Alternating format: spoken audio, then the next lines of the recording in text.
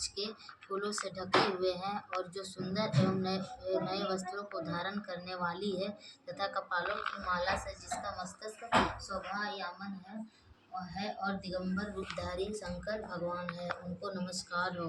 कैलाश पर्वत के सुंदर विशाल चोटी पर विराजमान भगवान शंकर से गौरी जी ने पूछा, हे प्रभु, आप मुझे गुप्त से गुप्त किसी कथा के व्रत की कथा सुनाइए। हे स्वामी, यदि आप मुझ पर प्रसन्न हैं तो ऐसा व्रत बताने की कृपा करें जो सभी धर्मों का सार हो और जिसके करने में थोड़ा परिश्रम हो और फल भी विशेष प्राप्त हो जाए।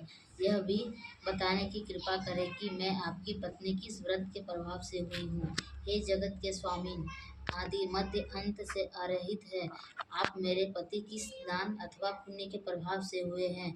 शंकर जी बोले, हे देवी सुनो, मैं तुमसे वह उत्तम व्रत कहता हूँ जो परम गोपनीय एवं मेरा सर्वस्व है। वह व्रत है जैसे कि ताराओं में चंद्रमा, ग्रहों में सूर्य, वृणों में ब्रह्मांड, सभी देवताओं में विष्णु, नदियों में जैसे गंगा, पुराणों में महाभारत, वेदों में सामवेद, इंद्रियों में मन जैसे श्रेष्ठ समझे जाते हैं, वैसे ही पुराण एवं वेदों का सर्वस्व इस व्रत को शास्त्रों ने कहा है। ऐसे एकाग्र मन से श्रवण करो।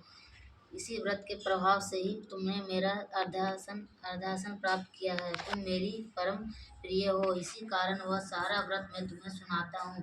भादव का महीना हो, शुक्ल पक्ष की तृतीया तिथि हो, हस्त नक्षत्र हो, उसी दिन इस व्रत के अनुष्ठान से मनुष्यों के सभी पाप भस्मीभूत हो जाते हैं। हे देवी सुनो, जिस महान व्रत को तुमने हिमालय पर्वत पर धारण किया था वह सबका सब पूरा वृत्तांत मुझसे श्रवण करो।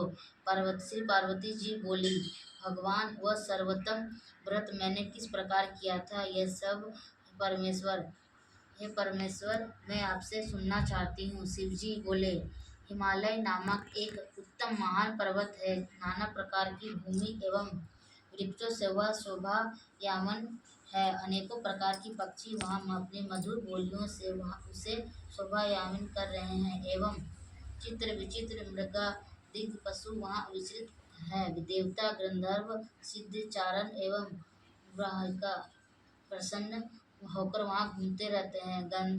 गंधवर्जन गायन करने में मग्न रहते हैं। नाना प्रकार की वैडूर्य मणियाँ तथा सोने की ऊंची चोटियाँ रूपी भुजाओं से आकाश पर लिखता हुआ भी दिखाई देता है। उसका आकाश से स्पर्श इस प्रकार है जैसे कोई अपने मित्र के मंदिर को छू रहा हो।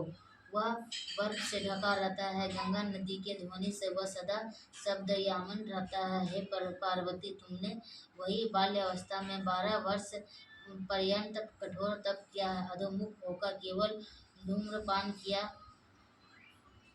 है, फिर 64 वर्ष पर्यंत पके पत्ते खाए, माघ महीना में जल में खड़ी हो तप किया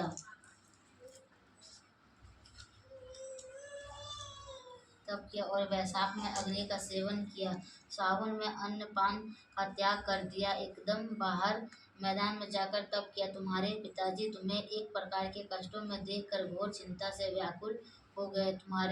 उन्होंने विचार किया कि यह कन्या किसको दी जाए। उस समय ब्रह्मा जी के पुत्र परम धर्मात्मा श्रेष्ठ मुनि श्री नारद जी तुम्हें देखने के लिए वहां गए।